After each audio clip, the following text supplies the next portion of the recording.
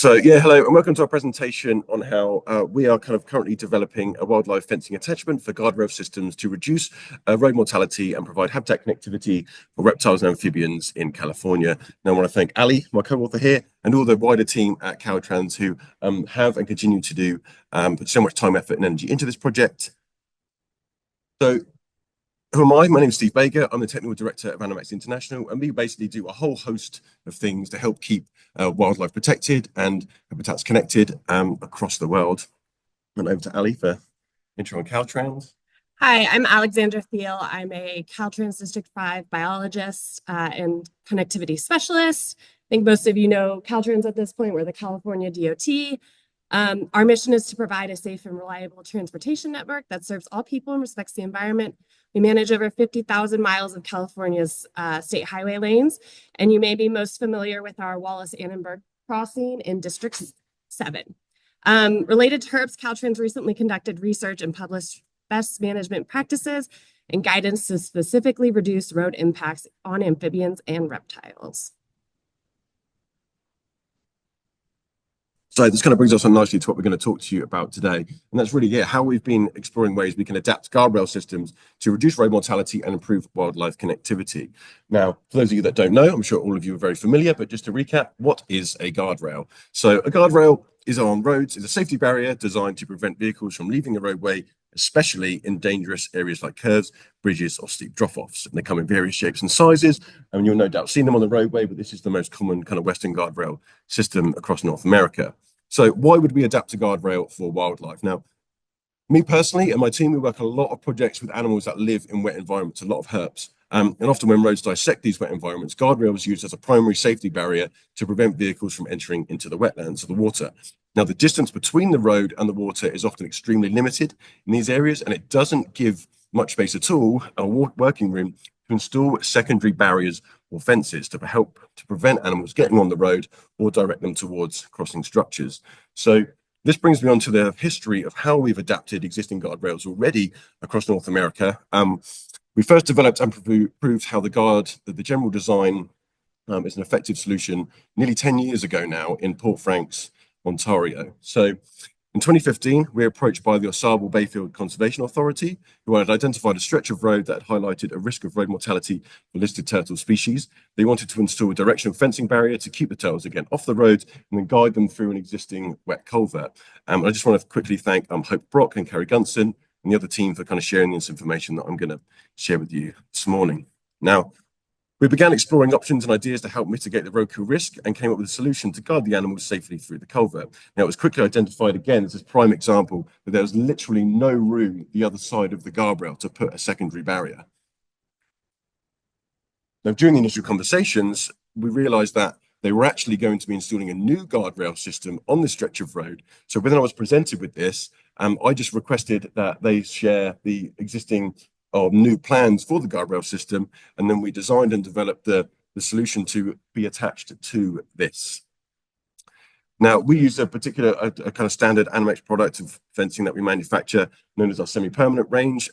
We, for this particular instance, provided it in specific sheet lengths to match the spacings of these guardrails. And it's widely recognized and becoming more and more, particularly referenced in the Caltrans guidelines that Ali mentioned earlier, is that solid barriers like this are actually more effective for controlling wildlife movement, particularly for reptiles and amphibians in comparison to kind of mesh or transparent wire materials like hardware cloth. You can see here, this is the initial design drawings that were used during the approval and installation.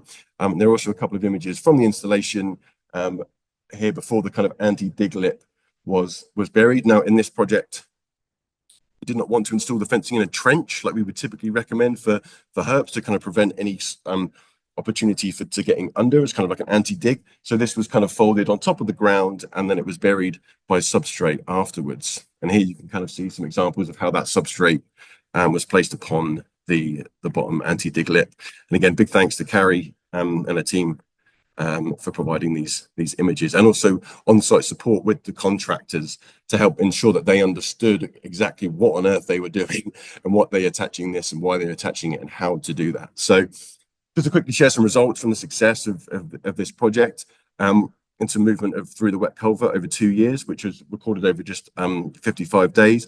Now, there were 240 turtles identified of 6 species at the culvert, and this included painted turtles, snapping turtles, musk turtles, blanding turtles, spotted turtles, and northern map turtles. There's also some other animals observed, including muskrats, mice, raccoons, fish, otters, and weasels. And here are just a few camera traps images captured by Carrie and the team. And here we have a musk turtle, a snapper, a spotted turtle, and a painted turtle. Some of them easier to see than others. And here are just some recent images from a couple of months ago of some turtles nesting on the kind of safe side of the fence. The same with the weasels. Now, just moving on to the project in California. Now, to our surprise, the Canadian project was extremely straightforward. So the design drawings that I showed you and proposed did not require any pre-approval before construction.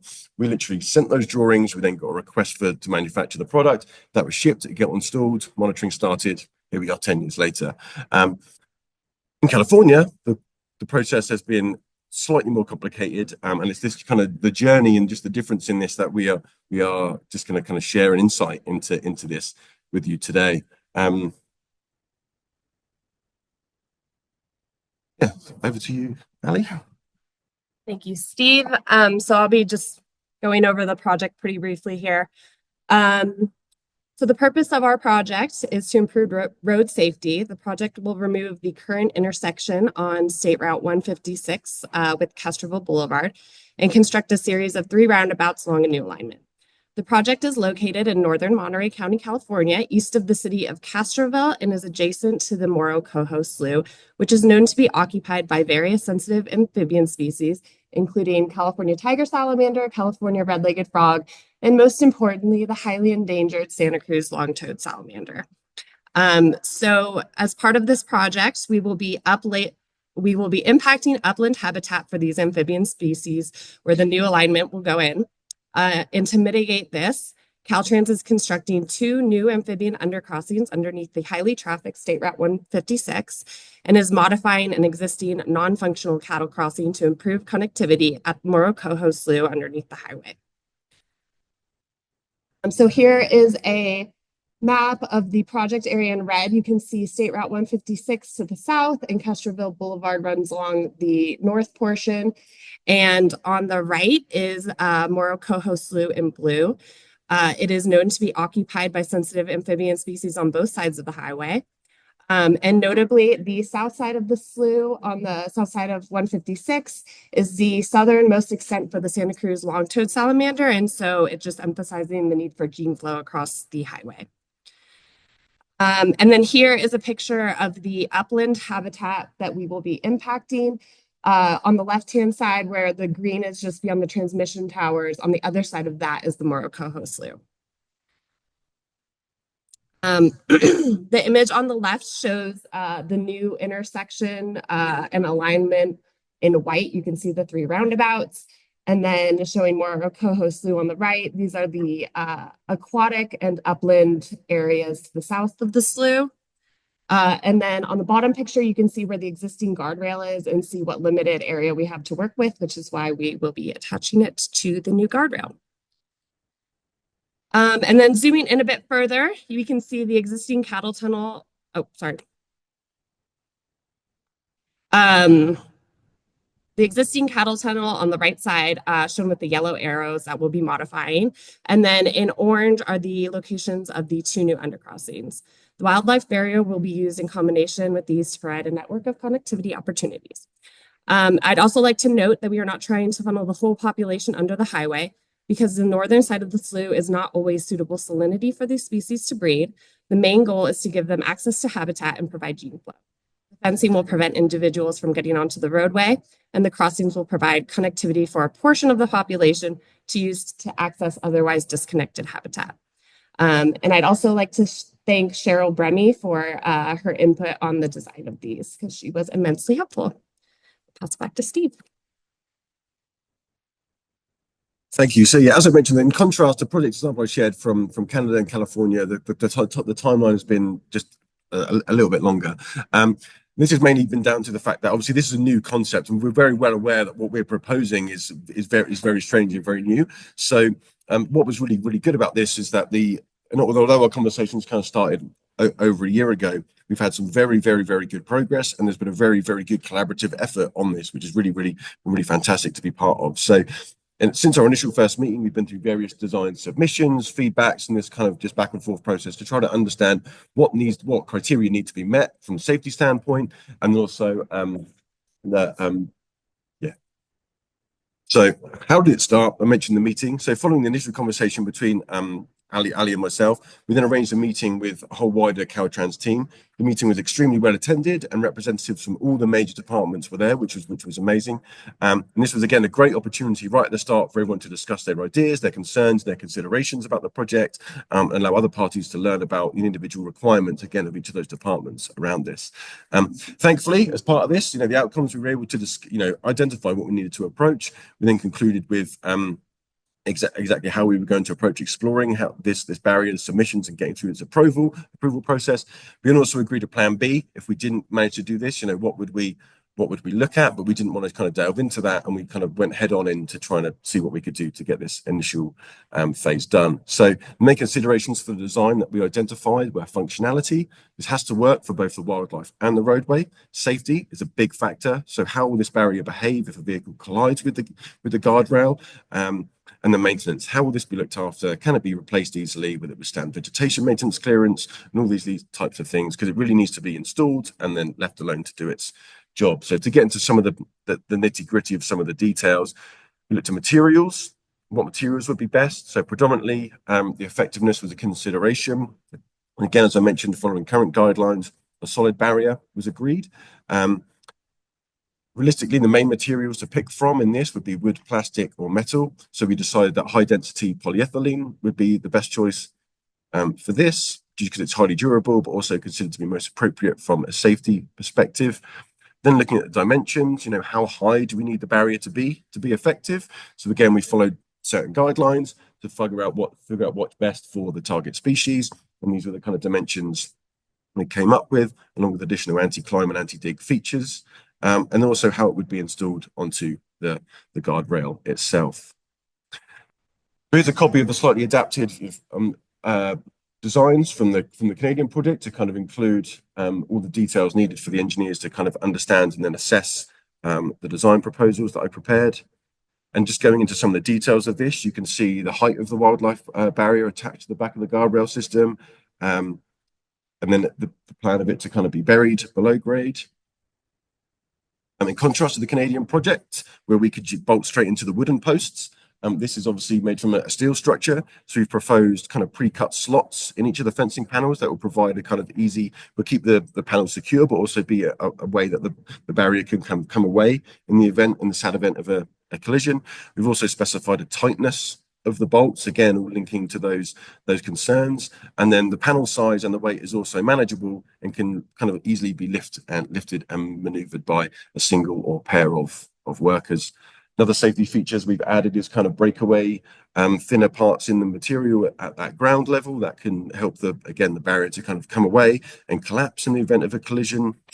We've also included our perforations if water flow and runoff is a concern, as well as any other more detailed drainage considerations and designs will be included as well.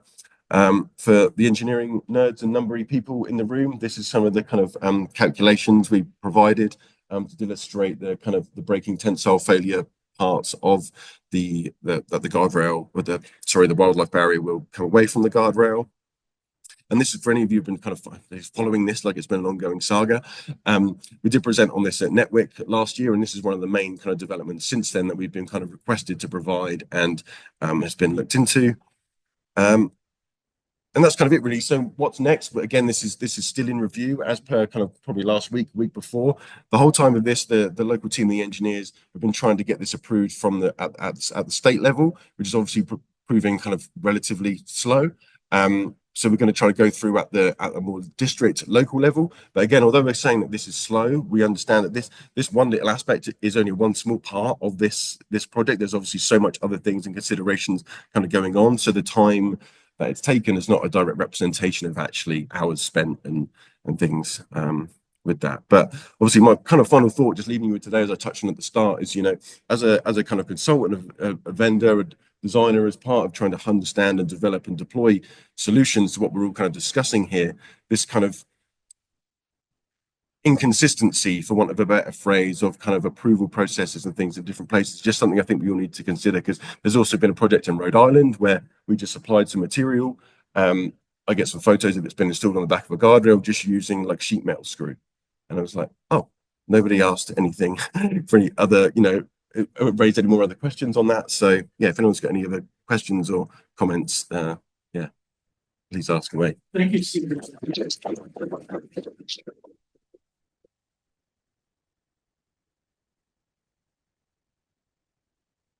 I'll also say as well, if you're interested in the drawings, then please scan away or get in touch afterwards. Hey, good talk, thanks. How would this be applied in Canada that something like less robust fencing, more like chicken wire style?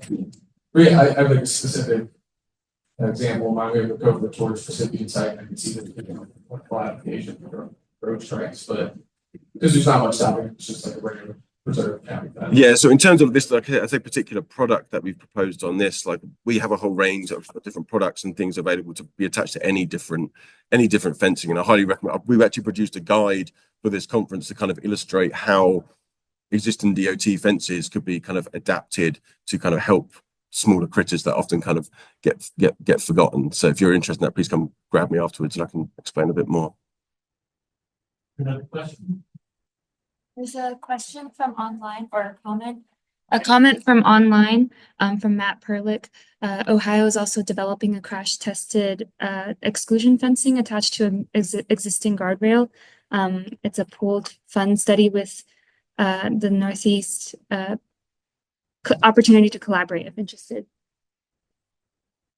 Yes, please.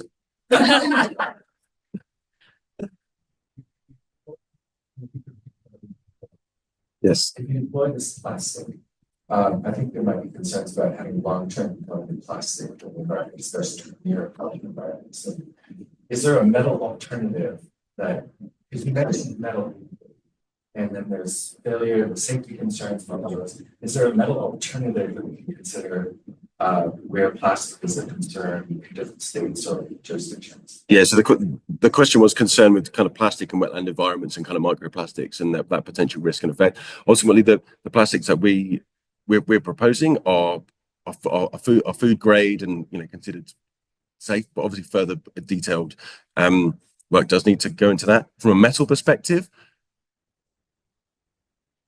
I would like to get to that stage. I see this as kind of stage one from the safety perspective, because it addresses that issues and it enables us to engage in that conversation, get the ear of the engineers, and then look to see what do we do, how do we progress that to have more of a kind of robust, longer lasting, because the plastic is extremely durable and extremely long lasting, but ultimately metal is kind of where we do want to get to in a lot of these places. So yeah, thank you for that. Question over here.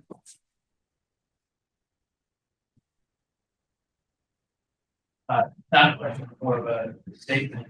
So in Colorado, we use a nationwide standard called MASH testing, where if you want to have this be applicable nationwide, you can get it crash tested in Texas DOT, and it's a lot more.